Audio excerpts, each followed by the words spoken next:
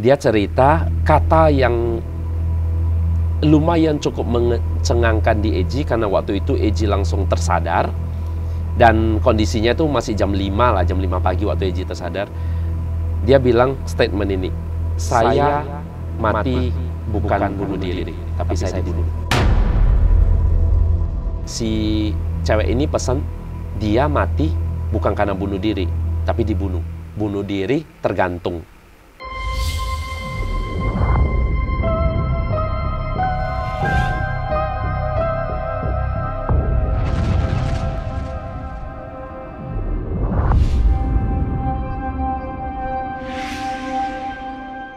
Halo pemirsa Ganjil Misteri, selamat datang kembali di studio Ganjil Misteri. Kali ini kita kedatangan bintang tamu yang pernah meramalkan pesawat jatuh pada Januari 2021. Seseorang ini meramalkan pesawat jatuh 4 hari sebelum kejadian. Siapakah dia? Selamat datang Kak Eji. Selamat datang juga. Selamat datang ya, oh tidak. Iya. Iya, gimana. Kalau kita flashback lagi nih pada tahun 2021 kemarin, Yes. Kak Eji tuh mendapatkan vision itu tuh lewat mimpi kah? Apa lewat? Oke, jadi gini, mungkin di posisi ini Eji klarifikasi sekali lagi, banyak orang itu menganggap Eji itu meramal, padahal sebenarnya Eji bukan meramal.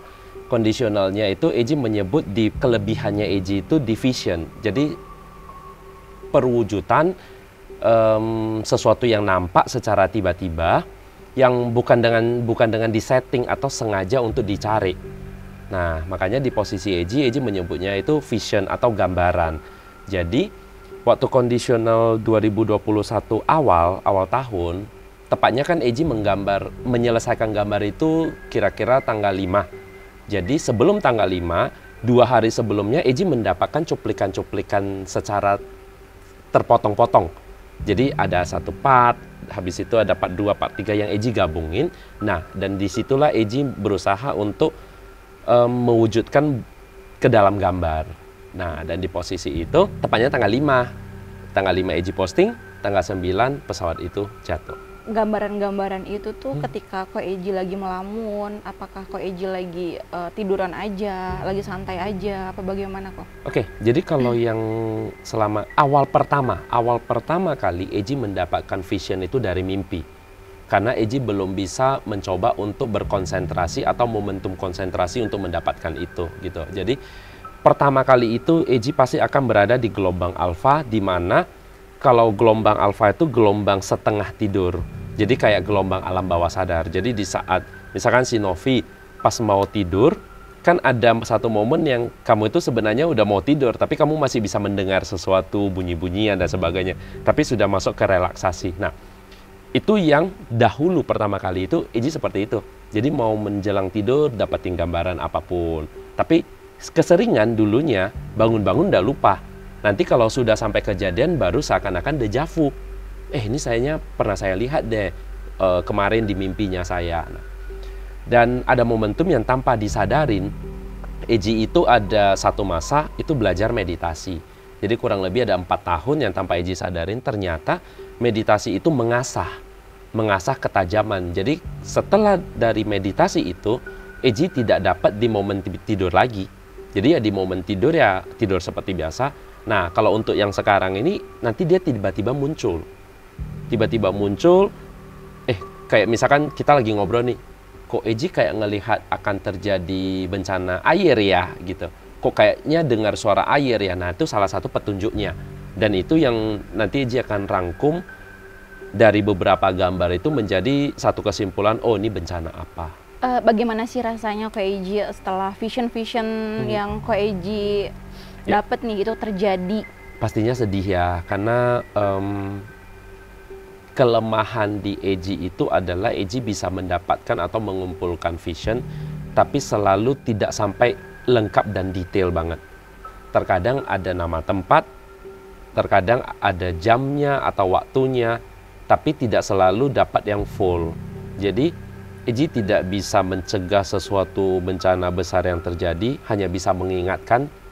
Sampai detik ini ya Eji mengingatkan itu dari postingan. Jadi apa yang Eji post, Eji berusaha untuk banyak orang yang tahu supaya mereka setidaknya bisa safe lah dari problem situ. Pas ke pesawat itu terjadi ini Ko Eji, ganjil sendiri tuh media pertama yang lewat Ko Eji ya? Bener. Jadi waktu pertama kejadian pesawat itu kan Eji viral. Eji ada viral di Twitter, ada viral di TikTok juga, dan termasuk di Instagram. Jadi media pertama yang ngeliput Eji itu adalah dari Ganjil Misteri. Uniknya gini, pertama kali Eji viral kan Eji tidak ada persiapan nih, tidak ada persiapan apapun karena viralitas kan.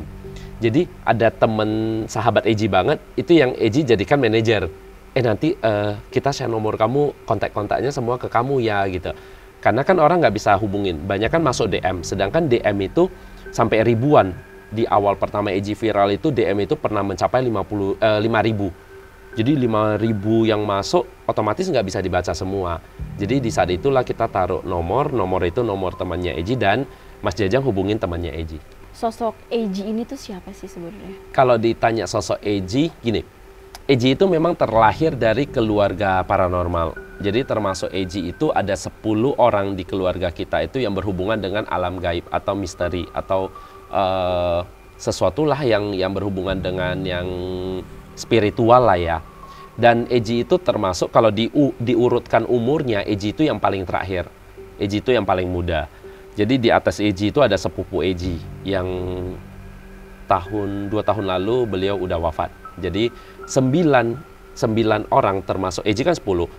9 orang yang dari keluarga Eji itu semuanya udah wafat.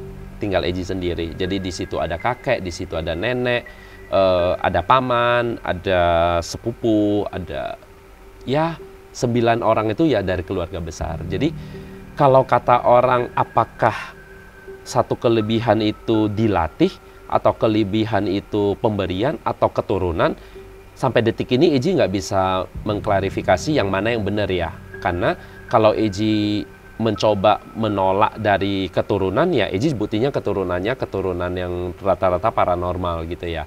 Nah kalau Eji bilang ini satu kelebihan, berarti kan apakah kelebihan itu hanya dikasih kepada orang yang dari keluarga paranormal gitu ya. Nah itu masih zona abu-abu. Tapi yang satu hal yang Eji percaya itu adalah siapapun yang ditunjuk oleh Tuhan itu pasti akan membawa sesuatu yang baik, dampak baik untuk orang. Selagi kita melatihnya dengan cara baik.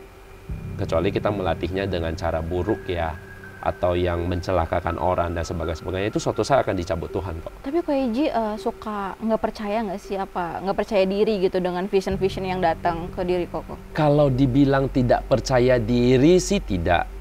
Jadi gini Nov, lucunya pertama kali Eji di masa kecilnya Eji paling tidak suka dunia gaib atau dunia yang berhubungan dengan spiritual dan misteri seperti ini atau goib lah. Karena dulu pas waktu Eji kecil, orang tua itu sering bawa Eji ke tempat kakek, which is tempat kakek itu adalah ya tempat spiritual ya, tempat yang menerima tamu untuk konsultasi dan sebagainya. Eji selalu menolak atau Eji selalu pengen pulang cepat. Nah, sampai Eji masa dewasa pun Eji mencoba untuk menolak. Karena menurut Eji ini pengen jadi orang yang sukses, pengen sukses di karir, pengen bekerja dengan level yang tinggi, dengan jabatan yang tinggi, dan sebagainya. Tapi secara perjalanannya itu kalau memang sudah dikasih kelebihan kan harus dibalikin lagi ya. Nah, semangat Eji pertama kali untuk terjun ke dunia yang berhubungan dengan misteri atau mistis ini, di saat Eji viral. Jadi kalau ditanya percaya diri atau tidak, sebelumnya itu mungkin Eji bukan nggak percaya diri, tapi Eji menolak untuk mau di dunia misteri seperti ini. Tapi di hari viral itu, karena DM banyak masuk banget, hampir 5.000-an lebih lah. Satu persatu Eji baca, banyak orang yang percaya Eji untuk membantu. Kenapa Eji tidak mau membantu gitu. Terus kapan nih Ko Eji mulai menyadari bahwa Ko Eji tuh punya kelebihan? Dari masa kecil menyadarin ada sesuatu yang berbeda di dalam diri, tapi Eji kan berusaha menolak. Nah, sampai akhirnya gerbang pertama Eji untuk yang berhubungan dengan alam gaib itu adalah di saat pertama kali itu Eji mendengar suara gaib. Jadi waktu itu ada anak kecil yang lagi nangis, dia cerita tentang saya berada di belakang. Jadi kebetulan waktu itu Eji di rumah tante Eji, which is itu baru pertama kali Eji ke rumah itu karena tante baru pindah, jadi baru pertama kali di situ. Jadi Eji kayak setengah tidur kayak tadi, masuk ke gelombang alfa, Eji setengah tidur antara sadar atau tidak sadar. Waktu itu Eji mendengar ada suara anak kecil yang nangis, dia bilang saya di belakang ada pohon. Eji kurang ingat pohon jambu atau pohon jambu atau mangga deh, Eji kurang ingat deh. Pokoknya dia ada ngomong di pohon, di belakang pohon. Nah, dan Eji kan belum pernah kelilingin rumahnya karena baru pulang dari sekolah, baru sampai dari mau istirahat gitu. Eji tanya ke tante waktu itu. Tanya ke tante, tante bilang, "Loh kok kamu tahu ada pohon di belakang?" gitu. Padahal pohonnya itu di dalam rumah. Jadi bukan tepat di dalam rumah. Jadi di rumah di sampingnya ada garasi yang lumayan panjang. Jadi pohon itu ada di garasi. Itu mulai menyadari keanehan-keanehan dan Ko Eji itu menyadari bahwa Ko Eji itu memiliki kemampuan untuk melihat atau merasakan sesuatu hal-hal gaib gitu ya, Ko. Ya. Terus ada nggak sih Ko cerita aneh lainnya dari sosok Ko Eji ini? Ada. Jadi setelah itu kan yang masa ini ya, masa kecil ya, ibaratnya yang SD lah, SD kelas 5 atau kelas 6 seperti itu.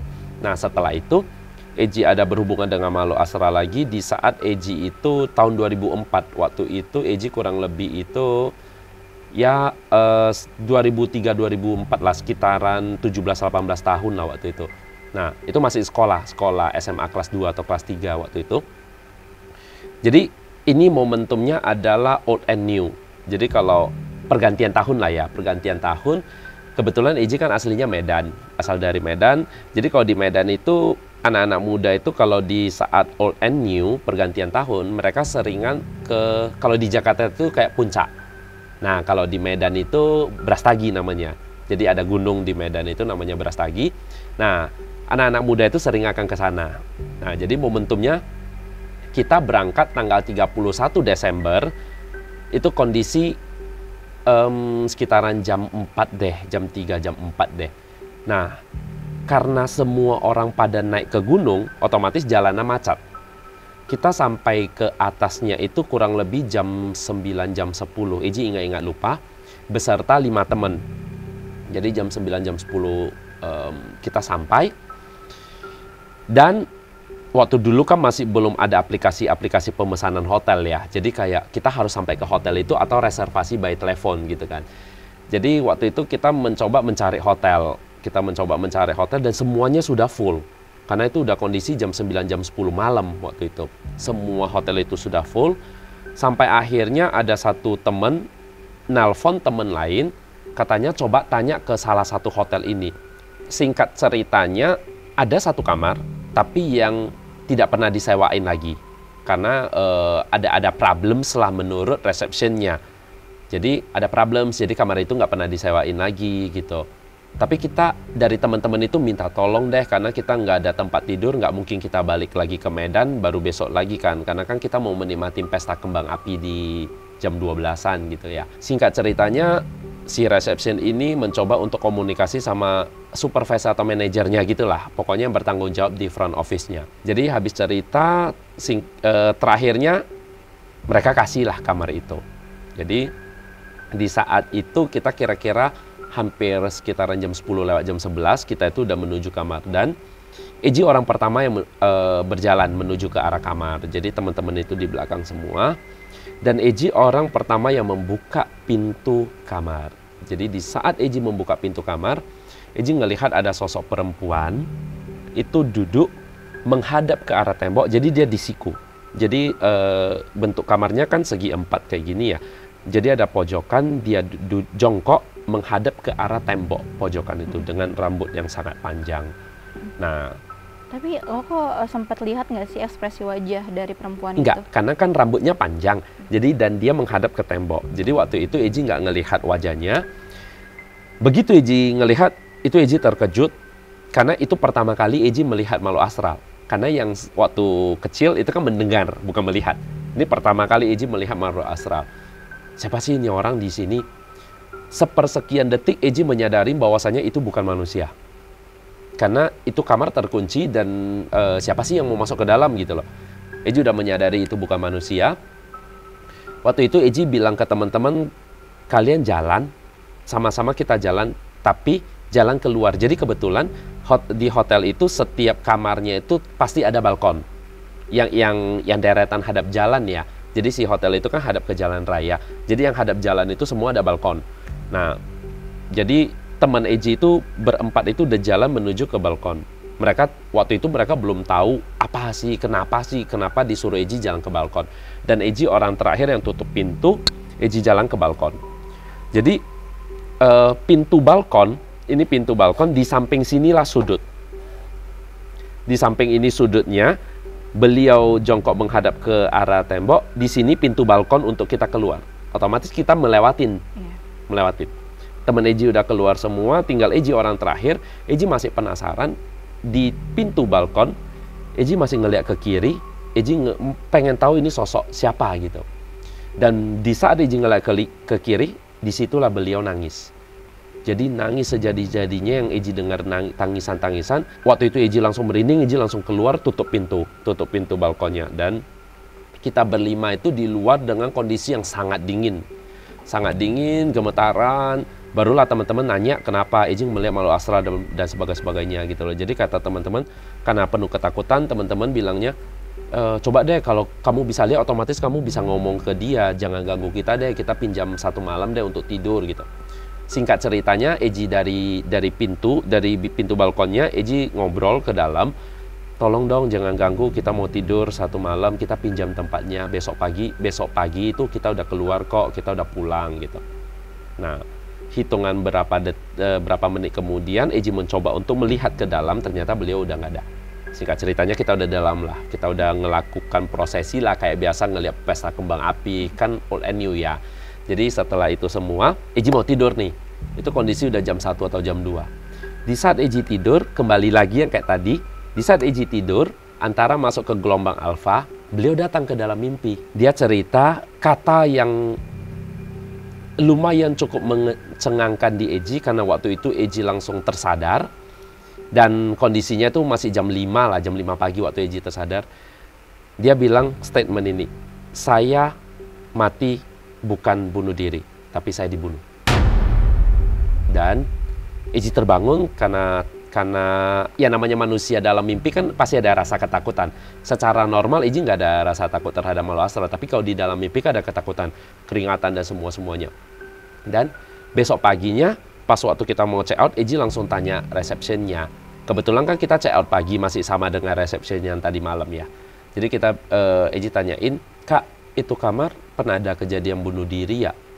Nah, jadi beliau penasaran karena dia kan orang baru ya. Jadi dia nanya ke yang tadi, yang supervisor atau manajernya. Jadi begitu, ya kenapa Kak? Enggak, si cewek ini pesan dia mati bukan karena bunuh diri, tapi dibunuh. Nah, si manajer ini terkejut karena setahu mereka dan rilis kepolisian itu bunuh diri tergantung. Tapi karena ada tiba-tiba Eji cerita kayak gitu, mereka jadi takutnya dalam arti kata, berarti sosok itu masih di sana ya. Yes, karena setiap kejadian bunuh diri atau kecelakaan di jalan dan sebagainya, sosok makhluk astral masih akan tetap di tempatnya. Gambaran hotel itu sendiri tuh bagaimana sih? Apakah mewah? Gitu? Hotelnya mewah. Eji kurang ingat 4 atau 5 lantai, tapi kondisi kamarnya itu ada di lantai paling atas dan di paling pojok sebelah kiri. Jadi kalau misalkan ini penampilan hotel, ini kita dari jalan raya ngelihat hotel, dia di kamar paling kiri atas dan paling sudut kamarnya. Sosok arwah itu tuh menyampaikan pesan bagaimana? Apakah makhluk itu ingin disempurnakan? Apakah makhluk itu meminta bantuan Ko Eji sendiri agar dipindah, agar kasih tahu keluarganya, atau bagaimana? Eji cuma mendapat pesan dia yang dia mati bukan dibunuh, tapi bukan bunuh diri tapi dibunuh.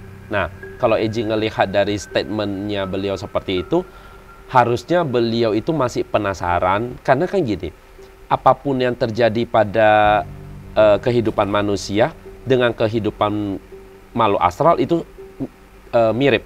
Jadi kayak kita bisa, kayak kita nih lagi ngobrol, makhluk astral juga ngobrol, bukan nggak ngobrol, mereka juga ngobrol. Jadi waktu kita ngobrol misalkan, wah ini bunuh diri nih, bukan dibunuh, mereka juga dengar Jadi kalau menurut Eji kayaknya dia pengen cerita ke orang bahwasanya dia bukan bunuh diri loh, tapi dia dibunuh loh gitu. Nah mungkin pas di saat itu hanya Eji orang yang bisa bersinggungan sama mereka, makanya dia cerita.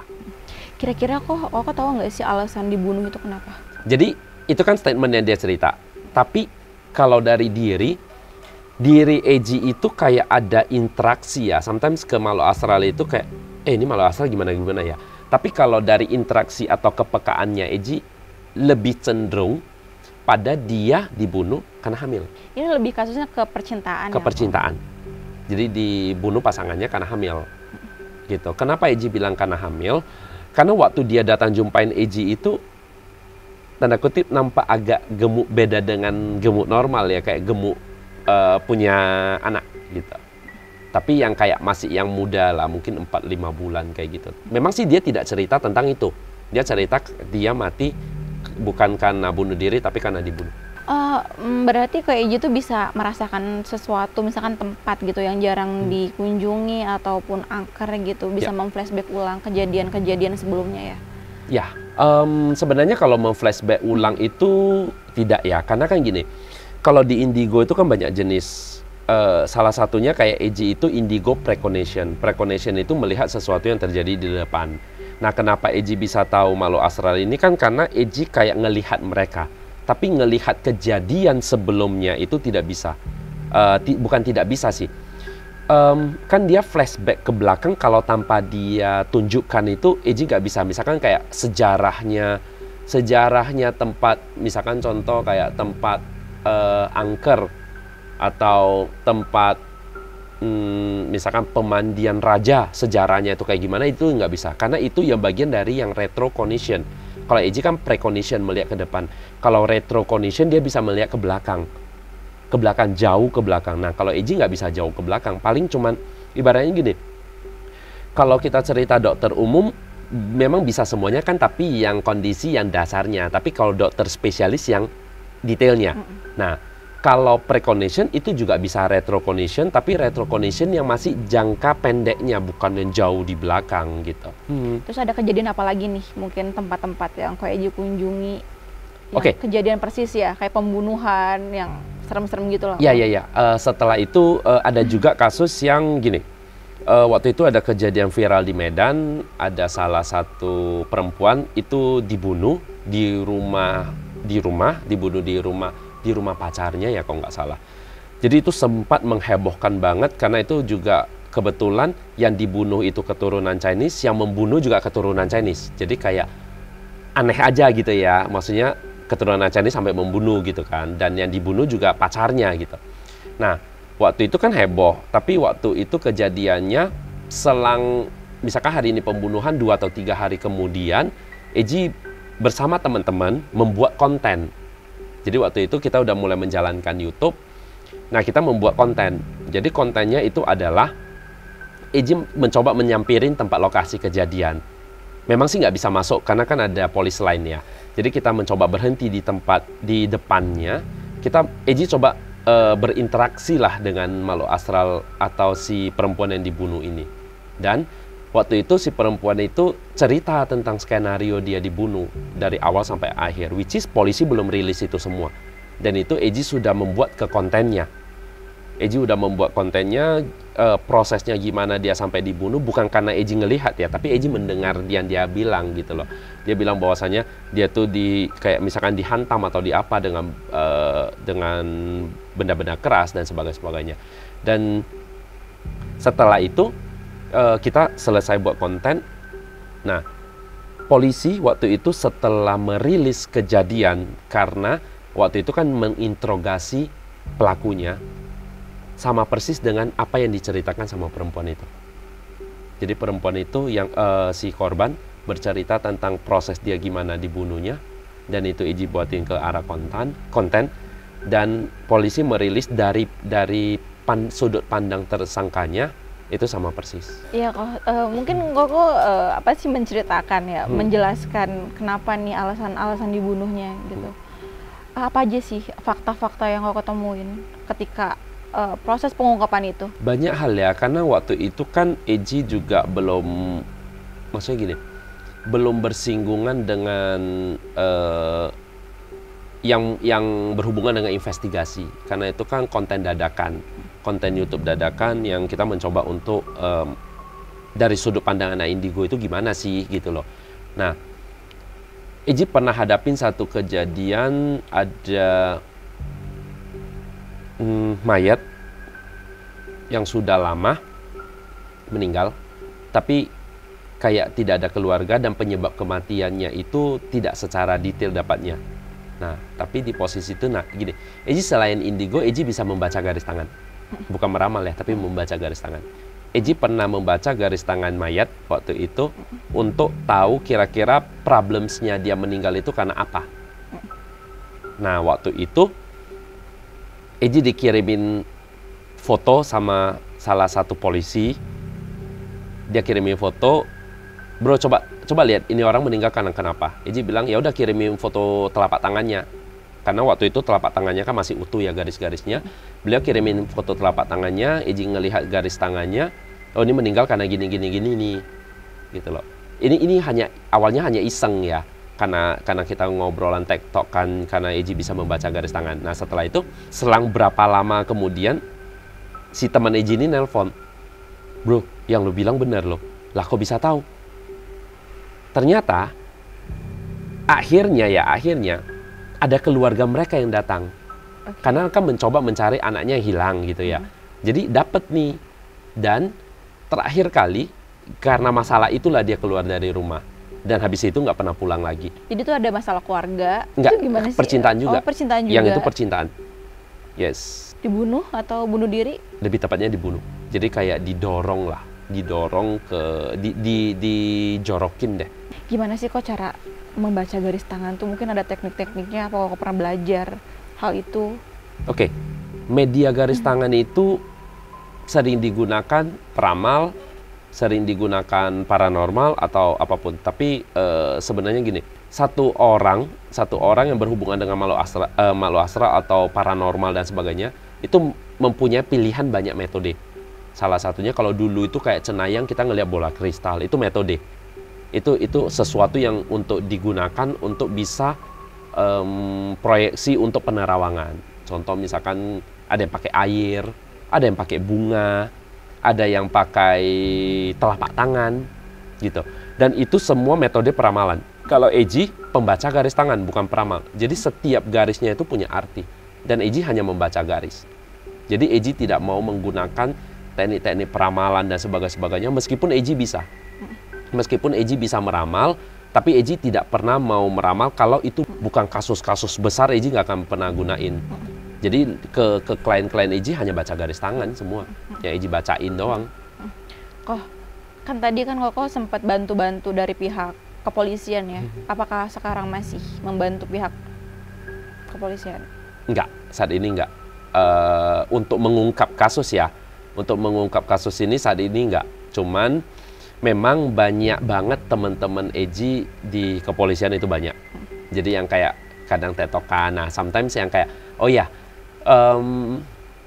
Eji pernah juga sebelum Eji viral, Eji pernah ngelihat akan ada bom meledak waktu itu. Iya. Nah, Eji sampaikan ke teman-teman polisi yang seperti itu. Jadi bukan membantu mengungkapkan, tapi lebih tepatnya kayak apa yang Eji lihat yang berhubungan dengan kepolisian, Eji akan cerita ke teman-teman polisi.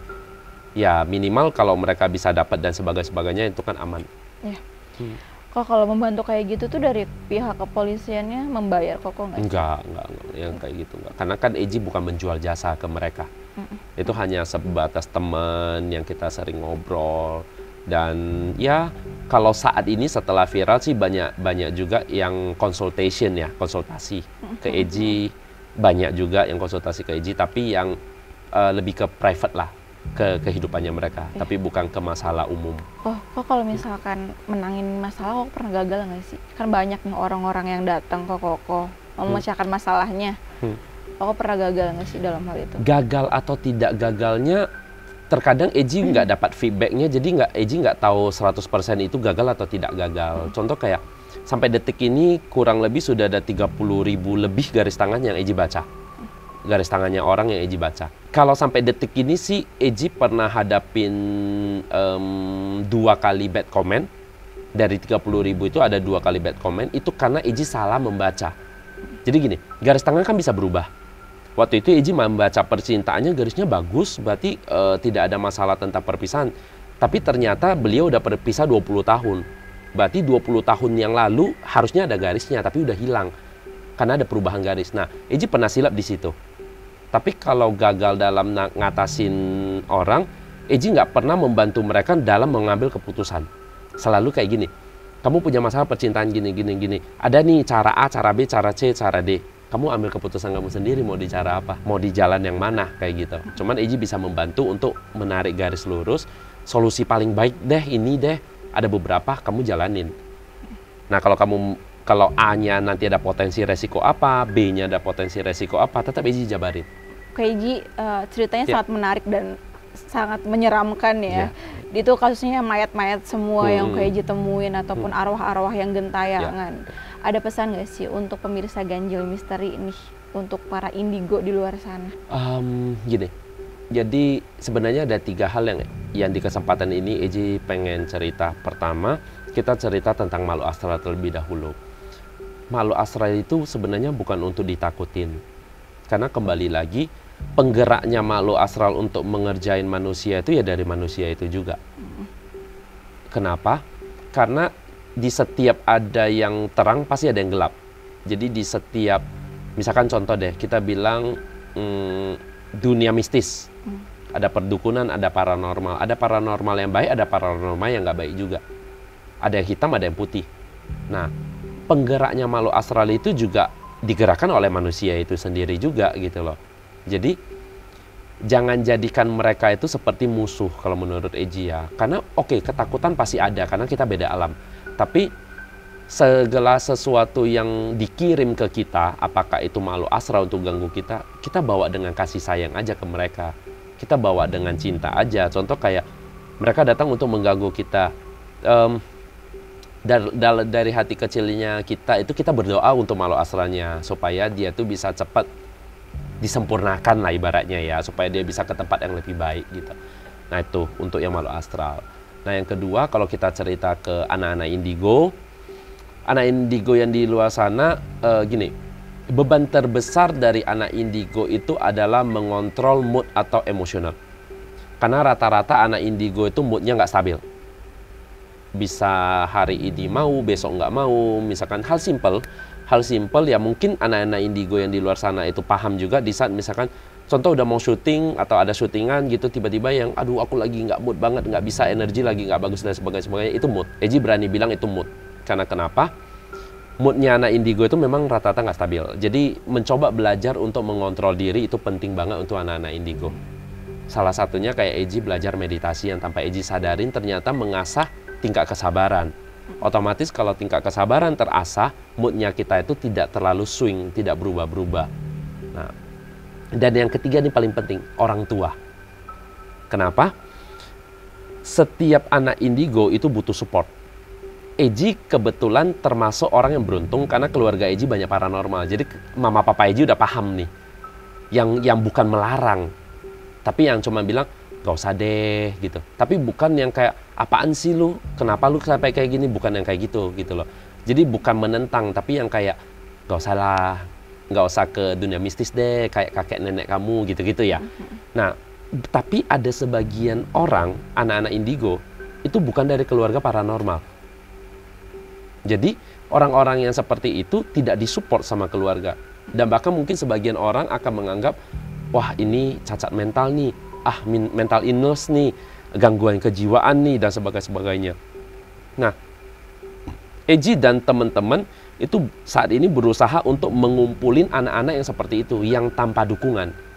Jadi kita memberi dukungan kepada mereka, kita memberi motivation kepada mereka supaya, yuk kalau kamu memang kayak gitu, ayo apa yang kamu pengen cerita kita bisa tampung. Tapi kalau ke orang tua kan nggak bisa. Jadi orang tua itu bukan mendukung anak juga, tapi setidaknya jangan mematahkan apa yang mereka mau ceritain. Meskipun kita nggak nampak.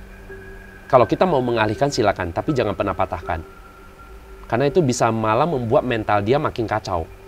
Karena dia anggap cuma dia yang lihat, orang lain nggak lihat, dia gila dong gitu. Atau dia ODGJ dong, atau stres dong gitu. Nah, itu yang terjadi pada anak-anak indigo. Kok terima kasih banyak udah datang di studio Ganjil Misteri. Sama-sama. Oke pemirsa Ganjil Misteri, terima kasih telah menonton tayangan ini. Jangan lupa saksikan terus Ganjil Misteri di Senin, Kamis, dan Jumat. Dan jangan lupa like, komen, dan subscribe.